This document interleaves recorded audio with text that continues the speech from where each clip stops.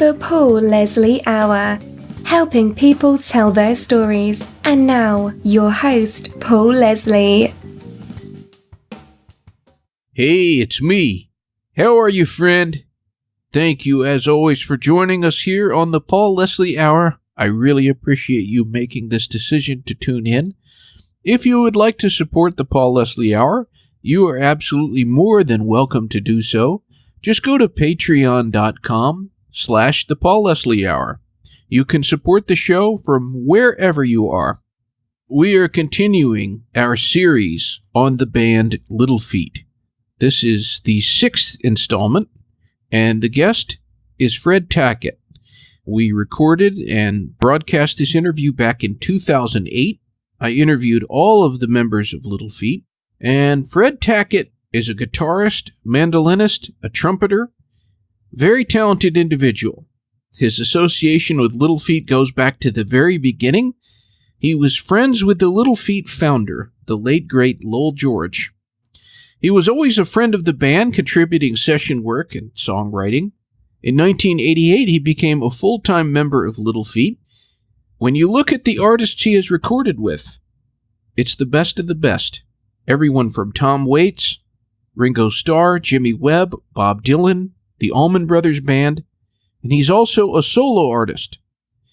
With the late Paul Barrere, he was in the duo Paul and Fred. I have to say, and it's maybe not such a good idea that I'm picking favorites here, but the Fred Tackett interview in the Little Feat series was one of the best. Let me know what you think. It is our pleasure to welcome Mr. Fred Tackett, solo artist, member of the duo Fred and Paul, and member of the legendary band Little Feat. Thank you for joining us. You're welcome. It's good to be talking to you. My pleasure, I assure you. I'd like to start by getting some of your beginnings. Where were you born? I was born in Little Rock, Arkansas.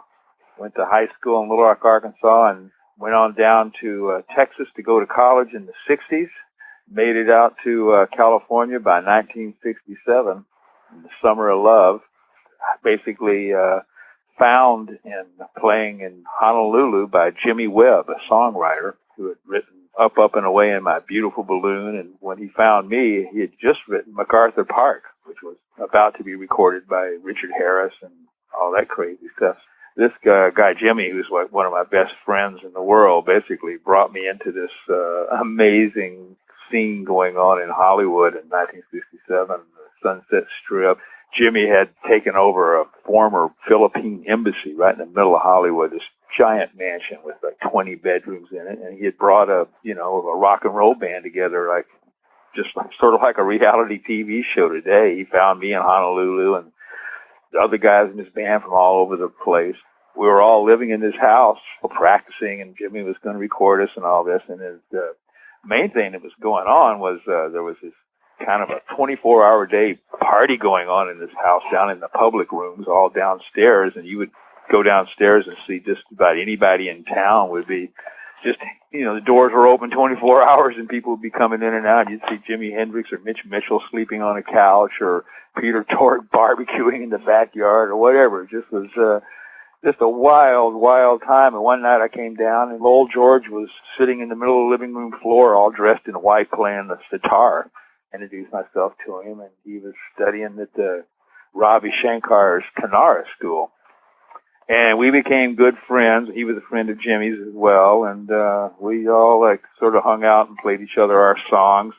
I was working for Jimmy, and Lowell, it was about 2 weeks after I met him, joined up with the Mothers of Invention, I guess, or a month or so. So I was kind of watching him. He was coming over and showing us how he was putting together Little Feat. Billy Payne came down from Northern California, and Richie Hayward I was introduced to at a Love-In in Griffith Park. So we were all just basically Hollywood hippies, hanging out. Kind of a small town. Hollywood was kind of a small, especially back then it was a small town. You kind of just would see David Crosby hanging out behind Greenblatt's, drugstore and stuff, liquor store, Greenblatt's liquor store. Anyway, it was a cool time, man. It was a cool big party, and that's how I met Billy and Richie, and then Roy Estrada. Lowell put together that band. I was working with Jimmy. Eventually, Paul, and everybody else, and Kenny and Sam joined the band, and it became the 7-piece unit. And I kept on working basically with Jimmy for 5 or 6 years and was writing songs, and Lowell was writing songs, and of course Jimmy was writing tons of hit songs. This was the Prince of Hollywood. I had written a song called Fool Yourself that Lowell liked, and so he recorded it on the Dixie Chicken album, first cut on the second side. And that was how I kind of got involved with all those guys. First of all, as a songwriter, and then, I would play guitar. I think I played guitar on Time Loves a Hero, and I wrote a song called Be One Now on the Down on the Farm album. And Lowell and I wrote a song called Honest Man for his solo record. So my basic introduction to all these guys was through Lowell. Amazing stories there. Just speaking of Jimmy Webb, I think he's one of the greatest songwriters. What was your impression of him when you met him? He was 21 years old and was like just this amazing guy. He came in. I was playing in a club. I thought he was a drug dealer. And he came in all dressed in white again. It was the Times in Honolulu. And he very cryptically said something to me like, I have something I'd like to talk to you about. Would you call my hotel room after you finish your work? And I thought, oh, man. And I went over to meet him, and he turned and I says, I'm Jimmy Webb, and I'm a songwriter. I went, I know you. You wrote By the Time I Get to Phoenix. Was out right then. It was like a big hit. It was like real different kind of music. It was a song that had no chorus. It was never a, By the Time I Get to Phoenix. It was all verses. The whole song was verses. And everybody was kind of going, well, that's cool. So as soon as he said who he was, I went, oh, my God, yes, nice to meet you, blah, blah, blah, blah, blah. And then he laid it on me that he was trying to put together this band in Hollywood. The Mamas and Papas had just announced their retirement, and he was trying to put together a band of guys that could sing and kind of like step into that void, which we didn't. But nevertheless, that's how I met him. So, yeah, he was a 21-year-old, genius. When I first came into from Honolulu and landed at the airport, I'll never forget this. They picked me up and brought me to a studio where Jimmy was playing back the Fifth Dimension's new record, the follow-up to Up, Up, and Away in My Beautiful Balloon. And it was called The Magic Garden. It's a psychedelic concept album. And it was just one of the most beautiful things I'd ever heard. And it was the first time I'd ever been in a real recording studio. So I walked in, and here's Hal Blaine and all these famous studio musicians all standing around, and they're listening to this finished product, and it was just the most amazing thing I'd ever heard. I don't know if you've ever heard that record, but it's a really good record. I was just blown away. I'm just blown away. I couldn't believe it. We'll have to play it on the show. You were mentioning earlier meeting the late Lowell George. What was your impression of him when you met him? I thought he was Indian. He just looked all dressed in white with his black hair and his almond-shaped eyes. He looked like he was like an Indian guy, man, and he was like playing a sitar. My first impression was just like this sitar guy, and it was like just almost immediately after that, he totally changed and was like playing with I think he played in the Standells for a minute, and then he was in the Moses Invention. And I thought, who is this guy? We're talking with Fred Tackett of Little Feat. Mr. Tackett, what kind of music influenced you early on? I started out, my father was a trumpet player, and my older brother, is a trumpet player. So I was a trumpet player, and the first music I listened to was Dixieland music. I loved Dixieland music. And jazz, my father was a big jazz fan. So I grew up listening to Count Basie's band, stuff like that. I was telling somebody the other day, let's see, probably 1955, 56. I think I was 10 years old or something like that. We went on a family vacation to New York City, and one of the purposes to go in there was to go to Birdland. My father was being a jazz fan, my brother being a jazz fan. So we go to New York City, and we stayed in the Albert Hotel, which we didn't even, being from Little Rock, Arkansas, we didn't even know was like an infamous hotel at the time, but it was close to the club. So we stayed in the Albert Hotel. One night was Count Basie's band, and the next night with, I think George Shearing was, quartet was opening. The next night was Dizzy Gillespie's big band. It was just getting ready to go to South America. So I saw these two amazing bands. There used to be this guy named Pee Wee Marquette used to give all the introductions to Birdland. If you ever heard a live record, he'd be going, from the jazz capital of the world, Birdland, and he stood next to my table, next to me the whole night, kept saying I was the youngest person to ever come into Birdland, which I don't really know if that's true or not, but he kept standing to me and he would point out Lester Young. He'd say, see that guy over there? That's Lester Young. That's the Prez. See that guy over there? It was amazing. And I come back to Arkansas after that trip, and I get home, and Bill Haley and the Comets are all over the radio with See You Later, Alligator, and all that stuff. And rock and roll had just come in, and Jerry Lee Lewis. It was just rock and roll had just taken over everything. And I remember the funniest part about it was that they had a television show called the Hit Parade, Lucky Strike Hit Parade. And they had singers, and they would sing the big popular song. When I left, was How Much Is That Doggy in the Window? Swear to God. and you'd have, you come on the TV, there'd be Smokey Lanson singing, How Much Is That Doggy in the Window? And everybody's singing along. It's very happy.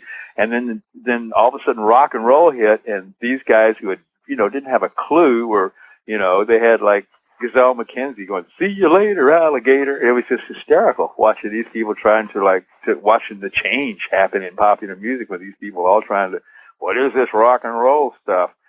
So it was exciting.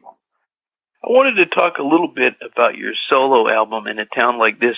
What made you decide to record a solo effort? I had spent many, many years working on other people's records all the time. And again, my friend Jimmy Webb was also an inspiration because everybody, you always knew his songs from Glenn Campbell cutting them and other people cutting them. I remember how it would sound when he would just sit in his room in his house and play the songs himself, and they were so incredibly soulful and everything.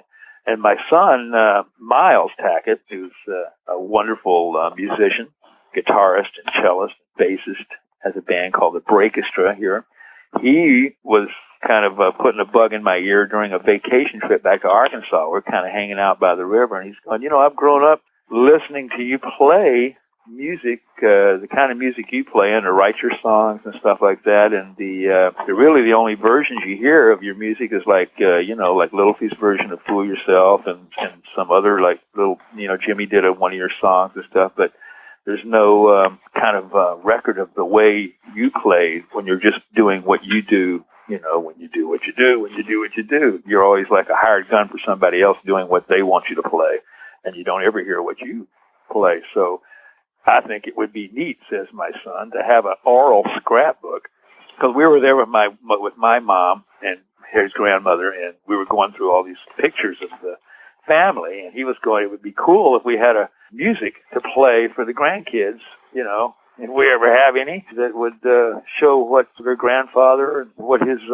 music was like when he was in his natural state, and what we grew up listening to and everything. So Miles kind of put the bug in my ear, and he produced the record. The idea was to just do something really simple, just guitar, a mandolin, and a real good friend of mine named Dominic Genova, who I played with for years and years, came in to play bass. And I hadn't seen him in about 12 years, so I got him, back together, and we renewed our friendship. And because I got kind of caught up with Little Feat, we were so busy that I just sort of didn't have any kind of connection to my old days at all. So what happened was I got Dominic, and we went through some of the songs were old songs, and like Honest Man that Paul and I had written. A bunch were new songs, like In a Town Like This, most of the songs on there. It was basically just to kind of do an oral scrapbook and kind of put down where I, as an individual musician, was and songwriter was at that moment. So that basically everybody that when I'm long gone, my great grandkid can say that's what great granddad sounded like when he played his little guitar. We're talking with Fred Tackett of Little Feat today. One of the songs that is on your solo album, In a Town Like This, you co-wrote with Lowell George for his solo project, I'll Eat It Here. And that song is Honest Man. Could you tell us about writing that song? At the time that song was written, I had written the music. Everybody was really excited about Alan Toussaint and his Southern Nights album. Everybody in Hollywood at the time was listening to that record, Lowell cut What Do You Want the Girl to Do? As a matter of fact, I cut 5 different versions of that Alan Toussaint song, What Do You Want the Girl to Do? And none of them were hits, but everybody was just sure that song was a big hit song if you just got the right version. Boss Skaggs did a version of it. Lowell did a version. So we were all loving Alan. And I had written this kind of music that was kind of a New Orleans, Alan Toussaint kind of a groove that I thought. I gave it to Lowell. I'd been on vacation in Arkansas again, and I'd been to this cemetery, and I saw an old cemetery in Washington, Arkansas, and I saw a tombstone that said, John Jones, and it said, an honest man. And I went to Lowell, and I played him this music. The chorus is, honest man doing the best he can. And Lowell went and wrote all these great verses, came back with it, and that's how we wrote it. I wrote the music, and he wrote the words. Tell us about the title track In a Town Like This. That was also a Little Feat song. That was just the basic idea of two people from totally different backgrounds. One person being a kind of a evangelical rich person, and which you can find running around Arkansas, and another is the other person is like a kind of a itinerant poor person, which you can also find in Arkansas. This guy is kind of a drifter, just handyman kind of guy, and he basically has a dream. I think someone had told me that. They said they met their wife by, they just had a dream of this person was there, and they dreamed about him, and then they actually ended up seeing them, and running across them, and the real, as improbable as it is, they get together, and that's basically the premise of In a Town Like This. There's one song on the album that I think is really interesting. It's a cover song that you did called Gold Tooth Woman. My mother, back when I was in high school or junior high school, gave me an LP of Tennessee Williams reading his works. One side was excerpts from the Glass Menagerie, and the other side was him reading these little short stories. One of them was called The Yellow Bird, which I wrote a tuba piece called The Yellow Bird.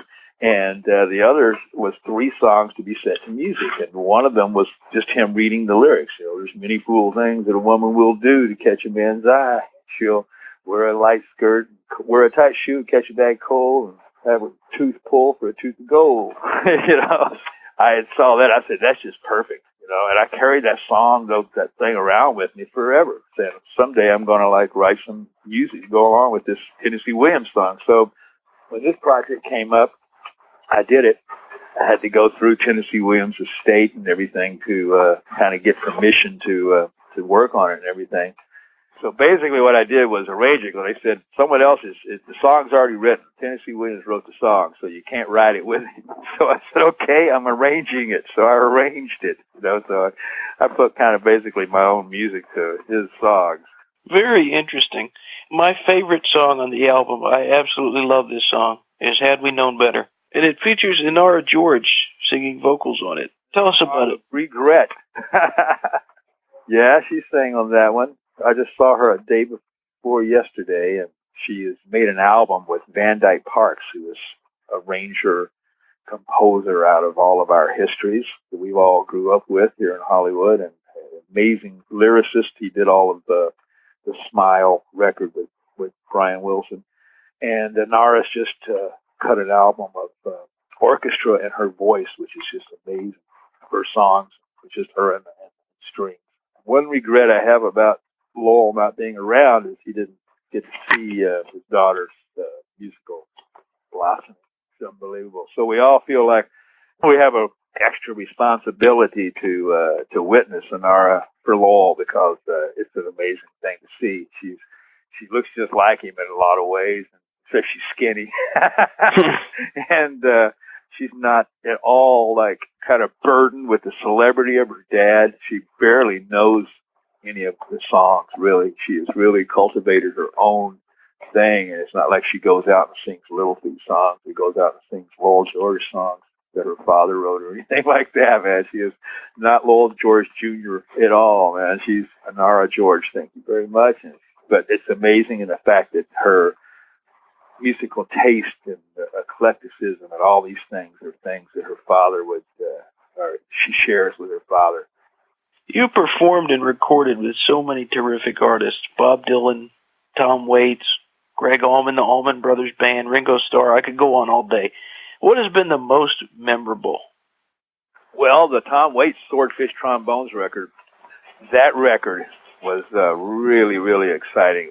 We would go in there, and Tom would say, this is a song about Saigon, so I want to get something that sounds Oriental, called Shore Leave. It was about a guy on shore leave in Saigon, and I had this old harmony banjo that I was trying to play like Oriental music. There wasn't like any real, like normal drums.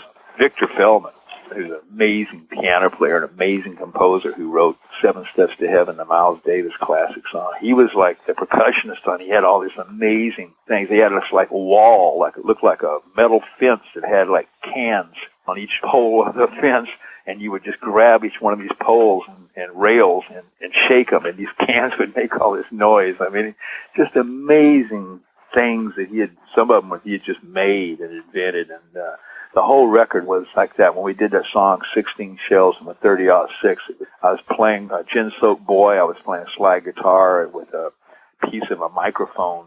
You know, it was just all like sort of improvised at the moment. Playing things backwards, playing my guitar, Les Paul with a car key. You get a really nasty sound out of it. That was one of my most memorable projects. Also, working on the Boz Scaggs Silk Degrees record was a real lot of fun. That was one of those records that you played, and each song just came together real naturally, and you knew it was going to be a big hit. It was cool because David Page and Jeff Becar, all the guys who would later be in Toto, who are all good friends of ours, Billy produced one of their records. They were all, excellent friends, and so they were all on that record, and it was before Toto was formed, so Lukather was still in high school. So that was another really memorable project. Of course, working on Bob Dylan's The Saved album down in Muscle Shoals, Alabama was really memorable because it was old school. We just were on tour playing all these songs that were on the Saved album, which were all gospel songs that, Bob was doing this tour with. We weren't playing any of his old songs. We were only playing new songs that nobody heard and a few songs off of Slow Train Coming. It was really wild. There was people holding up signs that said, Jesus loves your old songs too, and things like that. So it was wild, and we just pulled our bus into Muscle Shoals like the old days of Ray Charles Band. We just sort of pulled in, checked into a Holiday Inn, and went into the studio, and 2 or 3 days laid down all these tracks, got back on the bus, and went on down the road to the next gig. And Bob said, send me a copy when it's mixed. So that was exciting. I'd never made a record like that before. I'd always been involved with month-long projects, or in the case of Lowell, like 2 or 3 years, working on a little solo project and things. But if you go in with Bob Dylan and walk in and say, play the blues, get back on the bus, let's go. Working with him was always very exciting and always very memorable. Great stories. Our special guest is Fred Tackett of Little Feat. I wanted to talk a little bit about the new record from Little Feat. Do you have a favorite cut from Join the Band? I couldn't say that I have a favorite one. I know that I really liked Dave Matthews' version of Fat Man in the Bathtub. I like Something in the Water with Bob Seger. I think it's a real rocker. I think it's a great Bob Seger song. I mean, it's a great Little Feat Bob Seger collaboration. But the Fat Man in the Bathtub is like really, really special, I think. What is it you like about music? I like the escape. It's like magic. I think music is the closest thing to have magic that it's not a trick.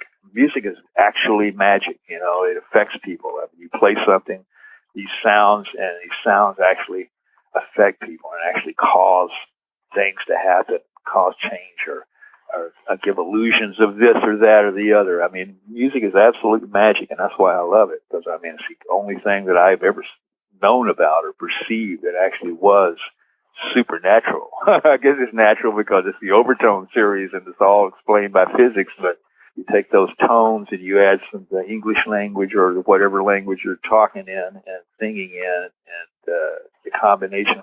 I mean, it's magic, that's all. We did an interview with Ralph MacDonald where he talked about songs and music as almost being alive in and of themselves. They are. I mean, Van Morrison talks about writing songs. He says they're all up there in the ether, and you just pull one down. It's like a transmitter. You kind of sit there, and one comes down, pipe to you. And I heard Arnold Guthrie basically saying the same thing, and he kept saying, why does why did mine come down and I get this one and Bob Dylan gets that one? I just want to know why he gets that one and I get the one I got. But, it is like that. I've really enjoyed this interview. I have two final questions. What is your all-time favorite meal? Gee, I don't so many good meals because my wife's an amazing cook. Oh, gosh. I don't, right now my most fantastic meal would be the one we had the other day, and I think it was Norway. We just came back from a trip to Norway, and we had some fine Norwegian salmon and some great vegetables, and it was extremely expensive, and we had some lingonberries. It was extremely good. I don't know if the money costs. Now I'm pretty much a vegetarian, but I did, because I was in Norway, go ahead and sacrifice a salmon. But I figured I was just going to have to do it since I was there, and it was really good. But gosh, I don't know. To me now, it's gotten to be where food is like fuel, and I get to this whole thing about pleasing your tongue. I mean, when you have this great meal, what you're basically doing is entertaining your tongue. It really doesn't get past that, because once it gets past your tongue, it's going into your stomach and all that, and it just goes on with it. So basically, you're entertaining your tongue, and I'm trying to get myself to where I'm looking for fuel rather than entertaining my tongue. Well, my final question for Mr. Fred Tackett of Little Feat and the duo Fred and Paul. This program is going out all over the world, and Little Feat has fans from all over the world. So what would you like to say to the world? What would you like to say to all those people listening in? Well, I'd like to say thank you for listening to our music, and thank you for allowing us to live the amazing life that we've all been able to live, thanks to people listening and buying and supporting our music. And so we certainly wouldn't do it without all these people all over the world. It's a wonderful community of fans. We just came back, like I said, from a tour of Europe where we played in Germany and all over England and all over the North countries, Holland and Norway, Denmark, Finland. And everywhere we would go, we'd run across Little Feat fans, and they'd say, "We're the greatest Little Feat fans in Germany," and this and that. My wife and I make these little videos, diary of the band while we're on tour, and we put them up on YouTube on a channel called Little Feat Channel. Just all one word, Little Feat Channel. And we have a video up there now that's the first few days of our tour. There's some German fans there. They're, exclaiming that, we are the greatest fans in Germany, and we love Little Feat. And it's just wonderful to go to these places and meet all these different people. You have this common love of music and their love of what we do, which is extremely gratifying, to travel to a far corner of the world. And Little Feat has done USO shows in Kuwait and in Kosovo, and to be in the middle of Kosovo and see military personnel from Arkansas come up and say, "Hey, man, love to listen to you guys' music," and blah, blah, blah. Thanks for coming over here and stuff. It's a wonderful community, and I like to say thank you to everybody all over the world. Ladies and gentlemen, Fred Tackett, thank you so much for the interview. You're welcome, man. I appreciate it. Bop, bop, dealy, bop, bop. Bop zee baka doodly not bak shiki chacha kuka bazaluka bazanek poka kera go ram pop doodly zan but over dake party yeah zika baka puka long gone doodly boo. Goodbye.